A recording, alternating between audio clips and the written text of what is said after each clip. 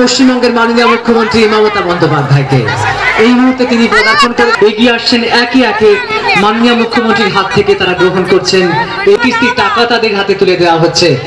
এগিয়ে আসছেন অসংখ্য উপভোক্তা, সন্দেশখালী 1 এবং 2 ব্লকের বাসিন্দারা। তারা আজকে পাচ্ছেন মাথার উপরে ছাদের সহায়তা, বাংলার বাড়ি প্রকল্পের মাধ্যমে প্রথম কিস্তির অনুদান। আমরা সকলের কাছ থেকে করতালি প্রার্থনা করব। এক অসামান্য মুহূর্ত।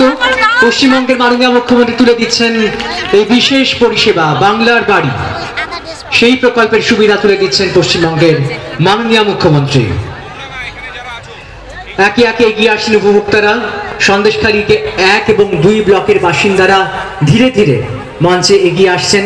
তাদের হাতে পশ্চিমবঙ্গের মাননীয় মুখ্যমন্ত্রী তুলে দিচ্ছেন বাংলার বাড়ি প্রকল্পের সুবিধা।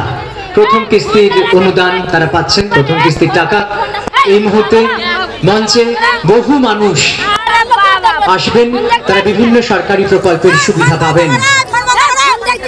বাংলার বাড়ি প্রকল্পের সুবিধা পাচ্ছেন সন্দেশখালীর বাসিন্দারা।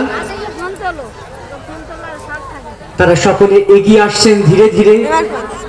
অগণিত মানুষ, মহিলা সকলের হাতে তুলে দেওয়া হচ্ছে বাংলার বাড়ি প্রকল্পের সুবিধা।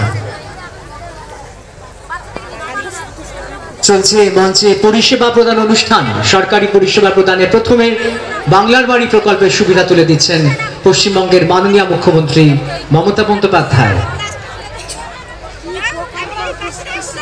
বাংলার বাড়ি প্রকল্পের সুবিধা তুলে দেওয়া হচ্ছে এই মঞ্চে।